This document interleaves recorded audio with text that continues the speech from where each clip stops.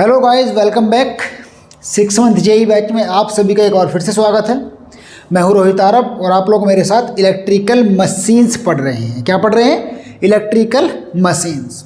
तो जैसा कि आप लोगों को पता है कि हम लोगों ने इलेक्ट्रिकल मशीन्स पढ़ते पढ़ते डीसी मशीन को कंप्लीट किया, फिर एसी मशीन्स में ट्रांसफॉर्मर को कंप्लीट किया। उसके बाद हम लोग आए अपना पढ़ते पढ़ते उसी क्रम में एसी मशीन्स यानी कि एसी मोटर्स और जनरेटर। बेसिकली देखा जाए तो दो प्रकार की थी, स्टैटिक और रोटेटिंग। स्टैटिक सिर्फ एसी थी, सबसे पहले उसी को निपटाया था। फिर रोटेटिंग में डीसी को कंप्लीट किया, फिर एसी पे आए। और एसी पे जब आए तो आपको याद होगा कि एसी मशीन हमारी दो प्रकार की थी बेसिकली।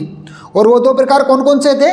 वो था, एक था इंडक्शन मशीन्स जो कि मोटर ही है मोस्टली, और एक था हमारे पास सिंक्रोनस मशीन्स जो कि जनरेटर भी होता है और मोटर भी होती है। तो बेसिकली जब बात इंडक्शन मोटर की आती है तो इंडक्शन मोटर में हम लोगों ने, अगर आपको याद है, तो दो प्रकार की मोटर्स के बारे में स्टडी किया था। एक थी सिंगल फेस इंडक्शन मोटर और दूसरी थी 3 फेस इंडक्शन मोटर। ठीक, 3 फेस प्रेरण मोटर और सिंगल फेस प्रेरण मोटर। तो ये दोनों प्रकार के मोटर को आप लोगों ने स्टडी किया इन इंडक्शन मोटर। तो ये हमारा जब इंडक्शन मोटर कंप्लीट हो गया, जो कि हमारे मशीन के पिछले लेक्चर में हो गया था, तो उसी क्रम को आगे बढ़ाते हुए आज मैं शुरू कर रहा हूँ सिंक्रोनस मशीन्स को।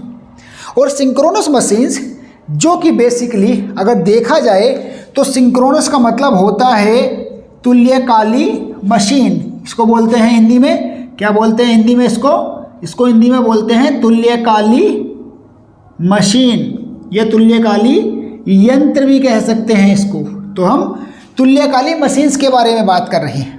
तो एज वी नो कि सप्लाई हमारे पास दो प्रकार की होती हैं। एक होती है सिंगल फेस। जब एसी की बात चल रही है तो एसी सप्लाई हमारे पास हमेशा दो प्रकार की रही है, सिंगल फेस रहा है, 3 फेस रहा है। वही इंडक्शन मोटर में भी फॉलो किया गया। तो अब सिंक्रोनस मोटर में भी उसी चीज़ को फॉलो करते हुए हम कहेंगे कि सिंक्रोनस मोटर भी दो प्रकार की होती हैं। एक सिंगल फेज यानी कि एकल फेज तुल्यकाली मशीन, एकल फेज तुल्यकाली सिंगल फेज सिंक्रोनस मशीन, और एक कहेंगे हम 3 फेज यानी कि त्रिकला तुल्यकाली मशीन। अब ये 3 फेज और सिंगल फेज में मशीन्स में कौन कौन सी है? तो as we all know that जब हम बात कर रहे हैं यहाँ पर रोटेटिंग मशीन्स की, तो रोटेटिंग मशीन्स हमारे पास सिर्फ दो ही होती हैं। एक होता है जनरेटर यानी कि जनित्र, और दूसरी होती है मोटर। तो भैया यहाँ पर भी इस सिंगल फेस के भी दो हैं, एक सिंगल फेस सिंक्रोनस मोटर और single phase synchronous generator. 3 face के भी दो हैं, 3 फेस सिंक्रोनस मोटर और 3 फेस सिंक्रोनस जनरेटर। लेकिन बेसिकली अगर बात की जाए तो जो जनरेटर है हमारा यानी कि एसी सप्लाई को पैदा करने वाली जो डिवाइस है, वो सिंगल फेस पर बहुत ही ज़्यादा रेयर यूज़ करने को मिलती है। मतलब सिंगल फेस एसिंक्रोनस जनरेटर्स का यूज़ बहुत ही कम देखने को मिलता है, या फिर कहें तो है ही नहीं। आप उसको कुछ ऐसे भी क्लासीफाई कर सकते हो कि वो है ही नहीं, उसका अस्तित्व भी हम ख़त्म कर दे रहे हैं। तो होगा क्या कि सिंगल फेस की कंडीशन में हम लोग जनरेटर को गायब कर रहे हैं। सिर्फ सिंगल फेस सिंक्रोनस मोटर के बारे में पढ़ेंगे, जो कि हमारा अगला लेक्चर होगा। आज के लेक्चर में हम सिर्फ 3 फेस सिंक्रोनस जनरेटर के बारे में पढ़ेंगे, जो कि इलेक्ट्रिकल पावर सिस्टम का एक बहुत ही बड़ा मेजर कंपोनेंट कहते हैं उसको। देखिए, इलेक्ट्रिकल पावर सिस्टम शुरू कहाँ से होता है? इलेक्ट्रिसिटी के जनरेशन से। और इलेक्ट्रिसिटी का जनरेशन करता कौन है? जनरेटर। तो इसीलिए हमारा आज के टाइम का 90% इलेक्ट्रिसिटी एसी जनरेट किया जा रहा है। तो उसको जनरेट करने के लिए भी हमको एसी जनरेटर ही चाहिए होंगे, जो कि होते हैं 3 फेस सिंक्रोनस जनरेटर। तो बेसिकली जिस सिंक्रोनस मशीन का हम आज पहली बार स्टडी करेंगे अपने पहले लेक्चर में, उसका नाम है सिंक्रोनस जनरेटर। अब एक बात मैं आप लोगों को छोटी सी बता देता हूं कि सिंक्रोनस मशीन दरअसल वो मशीन्स होती हैं जो कांस्टेंट स्पीड पर रन करती हैं, मतलब इनका स्पीड रेगुलेशन बहुत ही मुश्किल होता है, या फिर कहें तो असंभव सा ही होता है। इनकी स्पीड को कंट्रोल करना बहुत मुश्किल है। ऐसा क्यों है, इसके पीछे का भी मैं आपको लॉजिक दूंगा, आप बिल्कुल टेंशन मत लीजिएगा कि इनकी स्पीड को क्या बोलते हैं रेगुलेट करना या कंट्रोल करना मुश्किल क्यों होता है। तो सबसे पहले हम लोग शुरू कर रहे हैं सिंक्रोनस मशीन्स, सिंक्रोनस मशीन्स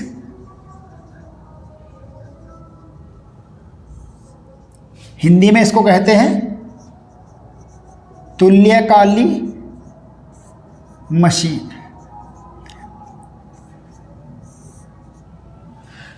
ठीक है भैया, तो मैंने आज के लेक्चर में पढ़ने को बोला है आपसे सिंक्रोनस जनरेटर, तुल्यकाली जनरेटर, जिसका नाम है, बेसिकली हम बात करेंगे जब सिंक्रोनस जनरेटर की, तो उसका दूसरा फॉर्म एसी जनरेटर भी होता है, और इसको दूसरी भाषा में, बल्कि दूसरे शब्दों में, भाषा तो एक ही है भैया, दूसरे शब्दों में अल्टरनेटर का नाम दिया गया है। अल्टरनेटर मतलब एसी सप्लाई को पैदा करने वाला, अल्टरनेटिंग सप्लाई को पैदा करने वाला बन गया अल्टरनेटर। तो या फिर एसी जनरेटर भी इसको हम कह सकते हैं, क्या कह सकते हैं, एसी जनित्र, यानी कि प्रत्यावर्ती धारा जनित्र जिसको कहते हैं, उसका नाम है अल्टरनेटर या फिर सिंक्रोनस जनरेटर। तो इसके बारे में तो बाद में बात करेंगे क्या होता है, पहले हम सिंक्रोनस मशीन्स का कंस्ट्रक्शन जान लेते हैं। मैंने आप लोगों को बहुत पहले बताया हुआ है कि किसी भी मशीन को कंप्लीट स्टडी करने के लिए हम लोगों को उसके 3 चीज़ों को बेसिकली जानना होता है, परिचय, कंस्ट्रक्शन और वर्किंग। अगर चौथी चीज़ यानी कि उपयोग भी जान लें तो बड़ी अच्छी बात है, लेकिन उपयोग ज़्यादातर चीज़ों के परिचय में ही आ जाते हैं। तो परिचय हम लोगों का हो रहा है और अभी इसका कंस्ट्रक्शन सीखेंगे, लेकिन परिचय में थोड़ा और कराता हूँ कि जो आपको बताया गया अभी तक कि एसी जनरेटर एसी सप्लाई पैदा करेगा, यानी कि इलेक्ट्रिसिटी के 2 प्रकार होते हैं, एसी और डीसी, यानी कि अल्टरनेटिंग करंट और डायरेक्ट करंट। हम लोग डायरेक्ट करंट को पहले सीखे क्योंकि डायरेक्ट करंट दुनिया में पहले आया था। ये भी देखो, यहाँ से क्वेश्चन बन गया कि डीसी सब, वैसे तो खैर क्वेश्चन बहुत मामूली सा है, लेकिन फिर भी लगभग 70% बच्चों को पता नहीं होता था, होता है आज भी, कि पहले क्या सप्लाई बनाई गई थी, डीसी सप्लाई बनाई गई थी या फिर एसी सप्लाई बनाई गई थी। तो मैं आप लोगों को वेरी श्योर करना चाहूँगा कि पहले जो प्रचलन में आई थी वो डीसी सप्लाई आई थी, यानी कि आप लोग इलेक्ट्रिसिटी को कहाँ से जानते हो? जहाँ तक मुझे लगता है ज़्यादातर लोग इलेक्ट्रिसिटी को थॉमस एल्वा एडिसन के नाम से जानते हैं कि एडिसन ने बिजली के बल्ब का आविष्कार किया और भैया बस काम खत्म। तो मैं आपको 2 बातें बताना चाहूँगा कि बिजली के बल्ब का आविष्कार करना और बिजली का आविष्कार करना दोनों अलग अलग बातें हैं। जैसे कि आजकल जो एलईडी बल्ब बना रहे हैं वो कोई इलेक्ट्रिसिटी थोड़ी ना आविष्कार कर रहे हैं, नई फॉर्म इलेक्ट्रिसिटी का। तो ऐसी बात नहीं है, थॉमस एल्वा एडिसन ने बिजली के बल्ब के आविष्कार करने के साथ साथ बिजली का भी आविष्कार किया था। लेकिन यहाँ मैं क्लियर ये करना चाहूँगा कि जिस इलेक्ट्रिसिटी के जिस प्रकार का थॉमस एल्वा एडिसन ने आविष्कार किया था वो थी डीसी, यानी कि डायरेक्ट करंट इलेक्ट्रिसिटी। क्या थी? Direct current electricity. तो डीसी वाली जो इलेक्ट्रिसिटी थी वो बनाई थी आपकी किसने? एडिसन ने। किसने बनाई थी? एडिसन ने। तो भैया ये बात अपने बहम से निकाल देना कि दुनिया की जितनी बिजली है वो एडिसन ने बनाई है। एडिसन ने केवल डीसी इलेक्ट्रिसिटी के बारे में बताया था, ना कि एसी इलेक्ट्रिसिटी के बारे में। तो दरअसल कहानी ये थी कि जब एडिसन ने डीसी जनरेटर के द्वारा डीसी इलेक्ट्रिसिटी बनाई वहाँ पर सेल वगैरह के द्वारा, तो उससे उन्होंने वो वाले बल्ब जलाए थे जैसे कि आज कार के या फिर आपके बाइक के, व्हीकल्स के, ओवरऑल किसी भी बैटरी से जलने वाला जो बल्ब होता है उस प्रकार के बल्ब जलाए गए थे। ये जो आपके घरों में ट्यूब लाइट जल रही हैं, एलईडी बल्ब जल रहे हैं जो मतलब काफ़ी बड़े बड़े हैं, और CFL जल रही हैं, या जो 100 वाट के बल्ब जल रहे हैं, वो सब एडिशन ने नहीं बनाए थे भैया। एडिशन ने तो ऐसी सप्लाई तक नहीं बनाई। और आपको वहम आपके मन का मिटाना चाहूँगा, AC सप्लाई DC सप्लाई के भी 100 सालों बाद बनी है, लगभग 100 सालों बाद, मतलब एग्जैक्ट नहीं कह सकता मैं। वो 1800 के वो 1700 के आसपास बन गई थी, 1800 में बनी है, तो 1800 कुछ सन में, तो लगभग इसको मतलब लगभग 100 सालों के आसपास कह सकते हैं। तो लगभग 100 सालों बाद ये इलेक्ट्रिसिटी बनी है जिसका आज 90% उत्पादन किया जाता है, 10% लेवल पर DC बनाई जाती है। तो अक्सर अगर कभी आपसे पूछ ले कोई कि भैया पहले DC आई कि पहले AC आई, तो आप लोग क्लियरली कहिएगा कि पहले आई हमारे पास AC, यानी कि पहले आई हमारे पास DC, यानी कि डायरेक्ट करंट, जो कि बनाई किसने थी? थॉमस एल्वा एडिसन ने। उसके लगभग 100 सालों बाद बनाई गई AC, यानी कि अल्टरनेटिंग करंट इलेक्ट्रिसिटी। और वो किसने बनाई थी? वो बनाई थी the most famous scientist of that time, Nikola Tesla, जिनसे इस टेस्ला नाम से इंस्पायर्ड होकर के ही एलन मस्क ने आज अपनी कंपनी का नाम टेस्ला रखा है। वो इन्हीं महान वैज्ञानिक टेस्ला के नाम से इंस्पायर्ड होकर के लगाया गया है। जबकि 90% लोग जो स्टार्टिंग में रहते हैं 10th 12th तक, निकोला टेस्ला का नाम तक नहीं पढ़ते, और एडिसन का नाम क्लास 5th के बच्चे से पूछो तो पता होगा उसको एडिसन कौन होता है। तो ये दरअसल हमारी बुक्स की वो, खैर वो हमारा डिस्कशन का टॉपिक नहीं है, मैंने लेकिन आप लोग को बता दिया। आप लोग जरूर याद रखें कि निकोला टेस्ला ने बनाई AC और एडिसन ने बनाई DC पहले, AC लगभग 100 सालों बाद बनी। ठीक, चलिए। तो चूंकि हम लोग यहाँ पर AC इलेक्ट्रिसिटी के प्रोडक्शन से संबंधित बात करने वाले हैं ना, इसलिए मैंने सोचा कि चलो पहले आपको AC का इतिहास ही बता दें कि AC का इतिहास क्या है, क्योंकि जब तक इतिहास नहीं पता होगा तब तक तो जानोगे कैसे कि करना क्या क्या नहीं करना है उसमें। तो सिंक्रोनस मशीन भी एक रोटेटिंग मशीन है, और बाकी रोटेटिंग मशीन्स की तरह इसके भी 2 पार्ट होते हैं। कौन कौन से 2 पार्ट होते हैं?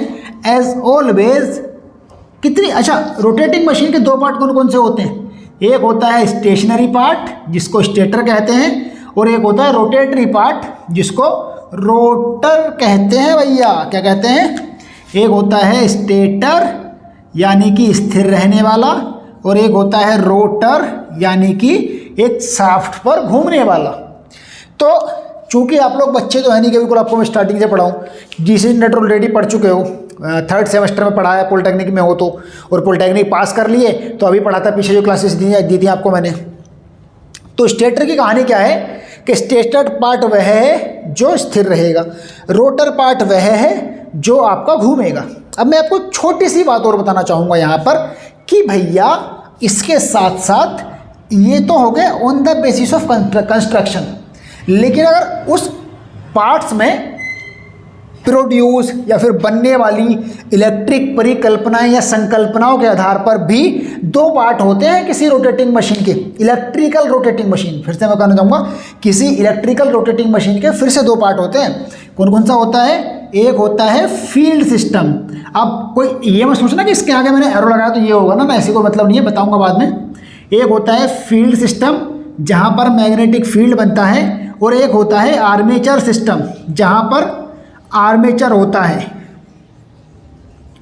तो मैं आप लोगों को एक बात बड़ा ध्यान से छोटे से क्लियर करना चाहूँगा कि फील्ड सिस्टम और आर्मेचर सिस्टम। देखिए, स्टेटर रोटर को समझना बहुत आसान है, स्टेटर जो स्थिर रहे, रोटर जो घूमे, दैट्स ऑल। लेकिन फील्ड सिस्टम और आर्मेचर सिस्टम को समझना थोड़ा सा कॉन्सेप्ट वाली चीज़ है।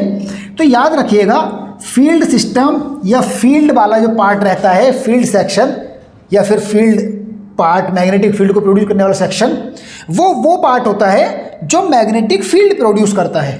और आर्मेचर सिस्टम वो पार्ट होता है जो हमारा नॉर्मली जिस पार्ट पर सप्लाई दी जाती है वो आर्मेचर होता है। अगर DC जनरेटर्स की हम बात करते हैं तो आपको याद होगा कि DC जनरेटर में हमारे रोटर पर ब्रश के द्वारा सप्लाई दी जाती थी, तो वहाँ पर रोटर आर्मेचर बन गया था। और यही गलती करी है सिलेबस वालों ने, मतलब यही गलती करी है कि पहले DC जनरेटर को पढ़ाया गया, और DC जनरेटर को पढ़ाते समय आपके मन में, चूँकि अब तो नए नए हो मतलब तब आप नए नए थे, तो तब तो आपको नहीं इतना क्लासिफिकेशन था कि भैया आर्मेचर क्या होता है, फील्ड सिस्टम क्या होता है। तो दिक्कत क्या है कि आपकी गलती नहीं, आपके उन टीचर्स की गलती है जिन लोगों ने आपको ये क्लासीफाई नहीं, अगर नहीं कराया तो, कि जिन लोगों ने आपको ये चीज़ क्लासीफाई नहीं कराई कि फील्ड सिस्टम और आर्मेचर सिस्टम। आर्मेचर का मतलब रोटर होना आवश्यक नहीं है। आर्मेचर रोटर इसलिए कह दिया गया डीसी जनरेटर में क्योंकि डीसी जनरेटर के रोटर में ही सप्लाई मिलती है और डीसी मोटर के रोटर पर ही सप्लाई देते हैं ब्रश के द्वारा, तो इसीलिए उसको आर्मेचर कहा गया है, याद रखिएगा। लेकिन यहाँ पर जो आर्मेचर है, एसी सिस्टम में जो सप्लाई मिलती है हमको अल्टरनेटिंग जनरेटर में, वो स्टेशनरी पार्ट से मिलती है। ऐसा क्यों है, इसके पीछे का भी लॉजिक है, उसको भी नोट कर लेना, बड़ा मजा आएगा आपको देखना भाई, पूरा मजा आएगा। ऐसी ज्ञान की बातें भर भर के देंगे छोटी छोटी। और यहाँ जो फील्ड सिस्टम का कार्य करता है वो करता है आपका रोटेटरी पार्ट, यानी कि रोटर। तो दो बातें यहाँ पर नोट करने की हैं। एक क्वेश्चन यहाँ पर ये बन सकता है कि भैया एसी जनरेटर या फिर सिंक्रोनस जनरेटर में फील्ड सिस्टम क्या होता है, स्टेटर रोटर या फिर स्टेटर या रोटर या फिर इनमें से कोई नहीं, ऐसे करके, या फिर इनमें से आर्मेचर सिस्टम कौन सा होता है, सेम ऑप्शन, स्टेटर रोटर या फिर स्टेटर या रोटर या फिर इनमें से कोई नहीं। उसके बाद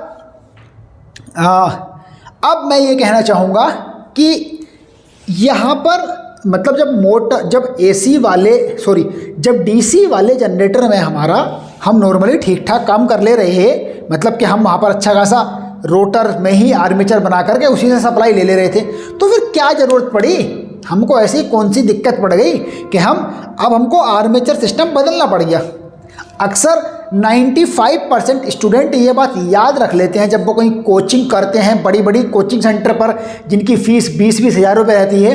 तो जब ऐसी ऐसी जगहों पर कहीं कोचिंग करते हैं ये लोग, तो होता क्या है इन लोग का भैया, कि ये लोग याद करा देते हैं आप लोगों को कि actually armature system is stator part of alternator. लेकिन क्यों, ऐसी क्या ज़रूरत आन पड़ी थी भैया कि ऐसा करना पड़ा हमको, जबकि ज़्यादा आसान, मतलब दो चीज़ों को पढ़ने से अच्छा था कि एक चीज़ पढ़ें।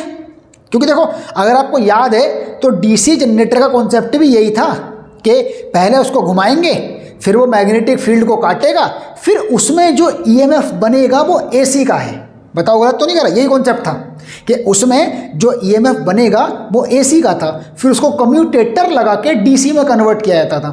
तो क्या ज़रूरत थी उसको कम्यूटेटर लगा कर डीसी में कन्वर्ट करने की, जब मतलब लॉजिकल बात अगर देखी जाए तो हम डीसी जनरेटर से भी एसी प्रोड्यूस कर सकते हैं बहुत आसानी से। बस कम्यूटेटर हटा दो, कम्यूटेटर हटाओ, जो उसमें ईएमएफ बन रहा है उसको डायरेक्ट ले लो, मिल गया एसी ईएमएफ। तो फिर कॉम्प्लेक्स मतलब ये, और मैं ये पूरे दावे से कह रहा हूँ कि उससे प्रोड्यूस किया जा सकता है, बस कंप्यूटर हटा दो, क्योंकि यही कॉन्सेप्ट है। आप लोग तो पढ़ के आए हो भैया, यही कॉन्सेप्ट है कि जो डीसी जनरेटर होता है जब वो मैग्नेटिक फील्ड में जो कि स्टेटर पार्ट रहता है उसमें घूमता है, उसका आर्मेचर जो कि रोटर होता है, तो वो फ्लक्स लाइंस को कट करता है, तो जिससे उसमें एक ईएमएफ बनता है। और फैराडे के लॉ से ये प्रत्यावर्ती प्रकृति का होता है, अल्टरनेटिव नेचर का। तो लॉजिकल कॉन्सेप्ट यहाँ पर यह है कि फिर एसी बनाने की ज़रूरत क्या थी, कि इसको चेंज क्यों करना था, मतलब अल्टरनेटर में चेंज क्यों करना था इसको। तो भैया इसको चेंज करने के पीछे की कहानी ये है कि जो हमारे डीसी जनरेटर हैं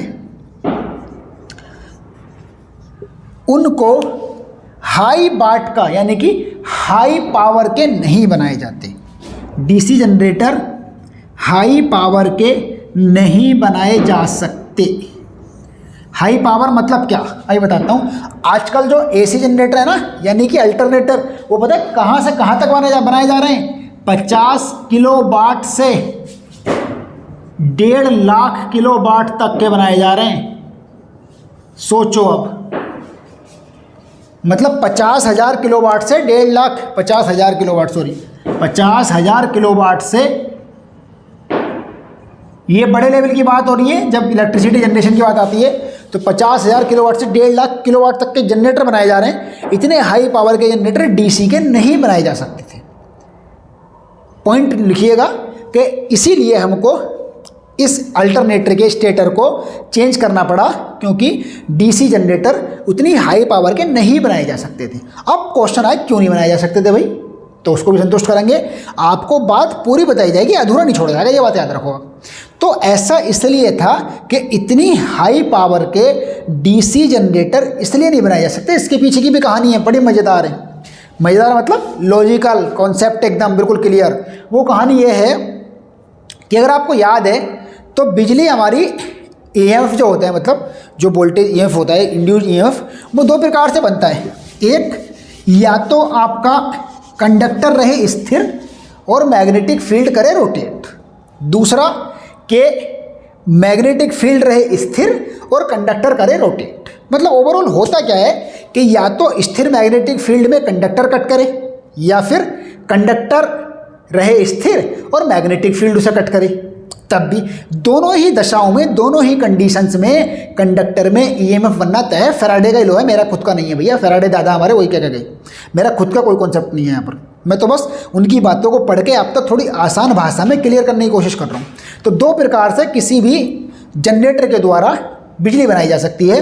या तो कंडक्टर मैग्नेटिक फील्ड में रख के कंडक्टर को घुमा दो, या फिर कंडक्टर को स्थिर रखो, मैग्नेटिक फील्ड को घुमा दो।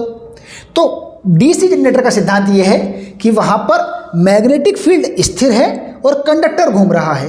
लेकिन अगर हम यही काम एसी जनरेटर के इतनी ज़्यादा हाई पावर के अल्टरनेटर्स या जनरेटर्स में करते तो होता क्या कि उसके रोटर, जो कि कंडक्टर ना, कंडक्टर घूम रहा है, मैग्नेटिक फील्ड स्थिर है और कंडक्टर घूम रहा है, तो इतनी ज़्यादा हाई पावर प्रोड्यूस करने के लिए हमको ये बड़ा सा मैग्नेटिक फील्ड बनाना पड़ता। और बड़े से मैग्नेटिक फील्ड बनाने के लिए स्थिर मैग्नेटिक फील्ड की बहुत मतलब बढ़ जाती लंबाई, साथ ही साथ रोटर का साइज़ भी बहुत बड़ा हो जाता। आई बात समझ में? साथ ही साथ रोटर का साइज़ भी बहुत बड़ा हो जाता। तो इसीलिए हमारे डीसी जनरेटर नहीं बनाए जाते इतनी हाई पावर के। तो यहाँ पर क्या किया गया कि स्टेटर को आर्मेचर सिस्टम बना दिया गया और फील्ड सिस्टम को रोटर बनाया गया, ताकि कंडक्टर रहे स्थिर और रोटर मैग्नेटिक फील्ड में घूमेगा, जिससे कि मैग्नेटिक फील्ड कंडक्टर्स को कट करेगा और उन कंडक्टर्स में एक ईएमएफ प्रोड्यूस होगा, जिसको कहेंगे हम, क्या कहेंगे, अरे एसी सप्लाई, और क्या कहेंगे, बन गई एसी सप्लाई। ये पूरा प्रोसेस है इसका, ठीक है। एक बहुत छोटे से डायग्राम के थ्रू समझाने की कोशिश करता हूँ, बाकी तो खैर आपको पूरा कॉन्सेप्ट क्लियर हो ही गया है। जैसे कि मान लीजिए कि ये पूरा इस तरीके से पूरा कॉन्सेप्ट रहेगा। तो जैसे कि मान लीजिए ये वाला सेक्शन आपका ऊपर स्टेशनरी पार्ट का रहेगा और ये वाला नीचे वाला सेक्शन रहेगा रोटेटरी पार्ट का, और ये आपकी हो जाएगी, इसको साफ्ट कह सकते हैं हम लोग। जैसे कि ये आपका सेक्शन है, आपका पूरा ऊपर वाला सेक्शन जो है वो स्टेशनरी पार्ट का है, यानी कि आर्मेचर का है ये वाला, और ये जो है आपका, ये आपका रोटर है। तो वो आपका स्टेटर हो गया और ये आपका हो गया रोटर। उसके बाद ये तो साफ्ट रहती है, साफ्ट पर यहाँ पर लगी होती हैं स्लिप रिंग्स, जो कि रोटर को एक्साइट करती हैं डीसी सप्लाई द्वारा। उसके बाद यहाँ पर इसको हम केस में बंद कर दे रहे हैं। ये यहाँ पर लगे रहते हैं बेयरिंग्स। ये केवल एक नमूना है, एग्जैक्ट नहीं है भैया। एग्जैक्ट में भी आपको फोटो में दिखा दूंगा कैसा होता है रोटर बाद में पूरा, टेंशन मतलब अभी फिलहाल तो आप समझ लो हल्का सा बस। तो अभी क्या है कि ये जो है आपके ऊपर वाले कंडक्टर्स हैं, जो कि आर्मेचर के हैं और स्थिर हैं, और ये आपका रोटर है, जो कि जब बात कर रहे हैं एसी की और वो भी अल्टरनेटर की, तो यहाँ पर हम डीसी सप्लाई देते हैं ताकि इसमें एक मैग्नेटिक फील्ड बन जाए। क्योंकि जब तक मैग्नेटिक फील्ड नहीं बनेगा भाई, तब तक ये कंडक्टर को काटेगा कैसे, और कंडक्टर को काटेगा नहीं तो इसमें फिर ईएमएफ कैसे बनेगा।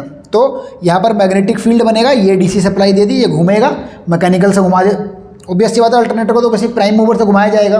तो जब ये घूमेगा, मैग्नेटिक फील्ड भी बना पड़ा है, तो ये कंडक्टर्स को कट करेगा, और इन कंडक्टर्स को कट करने के कारण इन कंडक्टर्स में एक ईएमएफ बनेगा, वही होगा एसी का ईएमएफ। सिंपल, खत्म। हमारा सिंक्रोनस जनरेटर या फिर अल्टरनेटर द्वारा इलेक्ट्रिसिटी जनरेट हो गई है। रही बात इसके प्रकार के रोटर्स की, तो मैं अभी आपको क्लियर कर देता हूँ कि रोटर क्या होते हैं या फिर किस प्रकार से होते हैं। सेलिएंट पोल और सिलेंड्रिकल, दो प्रकार के रोटर होते हैं। चलिए दोनों के फोटो दिखा देता हूँ, दोनों के अच्छे करके एकदम से स्ट्रक्चर में किस प्रकार से होते हैं वो दिखने में, और क्यों उनको सेलिएंट पोल और सिलेंड्रिकल बांटा गया है उसको भी मैं क्लियर कर देता हूँ। तो देखिए यहाँ पर आप अभी देख पा रहे हो, तो वो आपको दिख रहा है सेलिएंट पोल टाइप रोटर। दूसरा प्रकार होता है सिलेंड्रिकल, वो मैं भी दिखाऊंगा। तो सेलिएंट पोल जो रोटर होता है वो दरअसल होता क्या है, उसका कॉन्सेप्ट समझिए। तो सेलिएंट पोल रोटर जो होता है उसमें नंबर ऑफ पोल्स बहुत ज़्यादा होते हैं, लेकिन उसको जो रोटेट कराया जाता है वो लो स्पीड पर रोटेट कराया जाता है। मतलब जब किसी रोटर को कम आरपीएम पर घुमाना होगा तब हम यूज़ करेंगे कौन सा, सेलिएंट पोल रोटर। कौन सा भैया, सेलिएंट पोल रोटर। और जब किसी रोटर को, किसी अल्टरनेटर को हाई स्पीड पर घुमाना होगा तब हम यूज़ करेंगे अपना ये वाला जो भी आपको दिख रहा है सिलेंड्रिकल रोटर। हाई स्पीड पर यानी कि ज़्यादा आरपीएम, तब यूज़ करेंगे हम सिलेंड्रिकल बेलनाकार रोटर। तो होता क्या है कि कम स्पीड पर अगर अल्टरनेटर किसी में घुमाना पड़ रहा है तो हम अपना सेलिएंट पोल रोटर यूज़ कर लेते हैं, इसमें कि नंबर ऑफ पोल्स बहुत बढ़ जाते हैं, स्पीड कम हो तब भी कोई दिक्कत नहीं है, सप्लाई बन जाएगी। लेकिन जो सिलेंड्रिकल रोटर है इसमें पोल सीमित है। सिलेंड्रिकल रोटर में मोस्टली 2 या 4 पोल ही होते हैं बस, और 2 पोल के साथ सिंक्रोनस स्पीड का फॉर्मूला आप सब लोग जानते होंगे, वो होता है NS = 120 F/P। F मतलब सप्लाई की फ्रीक्वेंसी, P मतलब नंबर ऑफ पोल्स। तो यदि यहाँ पर 250 हर्ट्ज़ की फ्रीक्वेंसी रहती है मोस्टली, तो यदि यहाँ पर 2 नंबर ऑफ पोल्स रखोगे तो 3000 आरपीएम की निकल के आएगी स्पीड। और यदि 4 नंबर ऑफ पोल्स रखोगे, यदि 4 रखोगे तो 1500 की आरपीएम की स्पीड निकल के आएगी। तो इस प्रकार से ये जो सिलेंड्रिकल रोटर वाले अल्टरनेटर होते हैं वो सिर्फ 2 स्पीड पर ही रन करते हैं, या तो 3000 आरपीएम या फिर 1500 आरपीएम। ठीक है भैया। उसके बाद अभी मैं आपको बताऊं कि इनका यूज़ कहाँ कहाँ किया जाता है। तो इसमें से जो आपका वो वाला रोटर है सेलिएंट पोल, वो यूज़ किया जाता है हाइड्रो पावर प्लांट्स में। इसमें देखो यार कितने सारे क्वेश्चन बन रहे हैं, बिल्कुल हर एक सेंटेंस में एक क्वेश्चन। हाइड्रो पावर प्लांट में जो अल्टरनेटर यूज़ किए जाते हैं वो सेलिएंट पोल रोटर टाइप होते हैं। देखो एक क्वेश्चन लिखो कि सेलिएंट पोल रोटर टाइप कहाँ यूज़ किए जाते हैं, हाइड्रो पावर प्लांट में। और जो स्टीम पावर प्लांट में, यानी कि स्टीम पावर प्लांट में जो यूज़ किए जाते हैं वो होते हैं आपके सिलेंड्रिकल। क्या होते हैं, सिलेंड्रिकल रोटर टाइप अल्टरनेटर। एक और बात बताऊं, जो स्टीम पावर प्लांट में यूज़ किए जाते हैं अल्टरनेटर उनका नाम होता है टर्बो जनरेटर्स। क्या होता है उनका नाम, बिल्कुल नोट करते चलो भाई, बात ही बात पर इतने सारे पॉइंट दे रहा हूँ मैं आपको। इनका नाम क्या होता है, इनका नाम होता है टर्बो जनरेटर्स, और उसका नॉर्मल अल्टरनेटर कह सकते हैं उसको हम, ठीक है नहीं। तो होता क्या है कि अब देखो एक और क्वेश्चन दूंगा मजे की बात, कि टर्बो जनरेटर्स कहाँ यूज़ किए जाते हैं, हाई वेलोसिटी। क्योंकि अभी अभी मैंने आपको समझाया था ये वाली चीज़ जो बताई थी कि सिलेंड्रिकल वाले हाई स्पीड के लिए और सेलिएंट वाले लो स्पीड के लिए। तो कह सकते हैं कि टर्बो जनरेटर कहाँ बने, टर्बो जनरेटर हाई वेलोसिटी वाले हैं, थर्मल पावर प्लांट में यूज़ किए जाते हैं। कौन से हुए, हाई वेलोसिटी। तो इतने सारे क्वेश्चन आज की क्लास में, तो भाई इतने क्वेश्चन बने हैं ना मज़ेदार। तो आप लोग जितना हो सके जेई के बैच को और फैलाओ, सब लोगों को बुलाओ, ठीक है। बिल्कुल 1000 रुपये फीस, अभी भी फीस 1000 रुपये ही है नाम मात्र। तो जो जनवरी में पेपर होने वाला उसके लिए कड़ी मेहनत करो भाई, बिल्कुल बिंदास एकदम, ठीक है। तो ये आपका सिलेंड्रिकल रोटर है जो कि स्टीम या थर्मल पावर प्लांट में यूज़ किया जाता है। टर्बो जनरेटर इसका नाम होता है, और हाई वेलोसिटी, हाई स्पीड इसकी रहती है, ठीक। अब बात आती है भैया, हमने इसका कंस्ट्रक्शन सीखा, वर्किंग तो सिंपल है इसका। वर्किंग वही रहता है कि जब आपका कंडक्टर स्थिर है, जब डीसी सप्लाई देते हैं, जो मैंने डायग्राम बनाया था देखा होगा, तो जब डीसी सप्लाई देकर मैग्नेटिक फील्ड बना लेते हैं तो वो मैग्नेटिक फील्ड क्या होता है, वो मैग्नेटिक फील्ड रोटर में घूमेगा, फिर वो मैग्नेटिक फील्ड कंडक्टर्स को कट करेगा। जब वो उन कंडक्टर्स को कट करेगा तो सिंपल सी बात है, क्या होगा बताओ? होगा ये कि उसमें एक ईएमएफ बन जाएगा जिसको कि स्लिप रिंग्स के द्वारा जिसको कि हम आउटपुट टर्मिनल्स के द्वारा कलेक्ट कर लेंगे, ले लेंगे अपना जितना हिस्सा है। ठीक, चलिए इस प्रकार से हमने पूरा सीख लिया कंप्लीट कि हमारा अल्टरनेटर ये होता है। तो आज की क्लास मैं ख़त्म नहीं करना चाहूँगा, 10 मिनट और लेना चाहूँगा आप लोगों के। वो 10 मिनट इसलिए लेना चाहूँगा क्योंकि मैं आज की क्लास में ईएमएफ इक्वेशन ऑफ अल्टरनेटर भी सिखाने वाला हूँ। ईएमएफ, क्योंकि यही इंपॉर्टेंट चीज़ है, ईएमएफ इक्वेशन ऑफ अल्टरनेटर कि अल्टरनेटर में जो ईएमएफ बनता है उसकी समीकरण क्या है, विद्युत वाहक बल की, विद्युत वाहक बल का समीकरण क्या है। तो मैं आपको बताऊं, बिल्कुल देरी नहीं करते। वैसे तो मैं सिंपल अगर चाहूँ तो सीधे समीकरण लिख दूं, लेकिन मैं चाहता हूँ चलिए थोड़ा सा और बता देता हूँ आपको पहले, छोटी छोटी बातें ताकि आपको क्लियर हो जाए। तो देखिए जेड जो रहता है हमेशा वो नंबर ऑफ कंडक्टर्स रहते हैं, लेकिन जेड की वैल्यू अल्टरनेटर में जो रहती है वो 2t रहती है। जेड की वैल्यू रहती है 2t। अब ये t क्या है?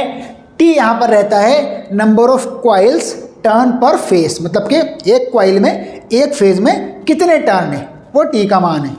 और जो t की 2 से गुणा कर देंगे हम तो वो बन जाएगा हमारे पास z, यानी कि total number of conductors. t क्या है? t है यहाँ पर number of coil turns per phase, यानी कि एक फेज में क्वाइल के कितने टर्न है वो आपका आएगा t। z 2 से t को गुणा किया। उसके बाद जो हमारे पास एक दो टर्म्स और हैं जैसे कि KP, KF, KD। तो KP, KF, KD, ये KP रहता है आपका पिच फैक्टर, नॉर्मली ये इसको नोट कर लीजिएगा, पिच फैक्टर।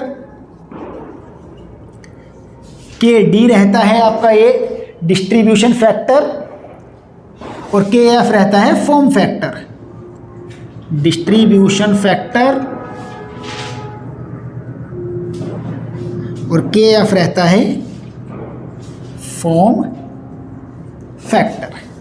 तो दरअसल ये सारे फैक्टर्स क्या हैं, जब आपकी फाइनल ईएमएफ की इक्वेशन निकल जाएगी तो इन सारे फैक्टर्स की भी मल्टीप्लाई करनी पड़ेगी, तब फाइनल आंसर आएगा हमारे पास। ठीक, तो अब पूरी कहानी, अब होता क्या है, जैसे कि ट्रांसफॉर्मर में हमारा ईएमएफ इक्वेशन बना था, ट्रांसफॉर्मर में जो हमारा ईएमएफ इक्वेशन बनता था वो आपको याद हो तो वैसे ही बनता था कि जो आपका, इसको थोड़ा मिटा दे रहा हूँ मैं ताकि यहाँ पर जगह मिल जाए हमें लिखने के लिए। जो डी फाई रहता है, मतलब कि जो फ्लक्स रहता है वो आपका रहता क्या है कि फाई इंटू पी रहता है। क्या रहता है? Phi into P. अब इसका जब आप टाइम के रेस्पेक्ट में डिफ्रेंशिएशन कर देंगे तो ये बन जाएगा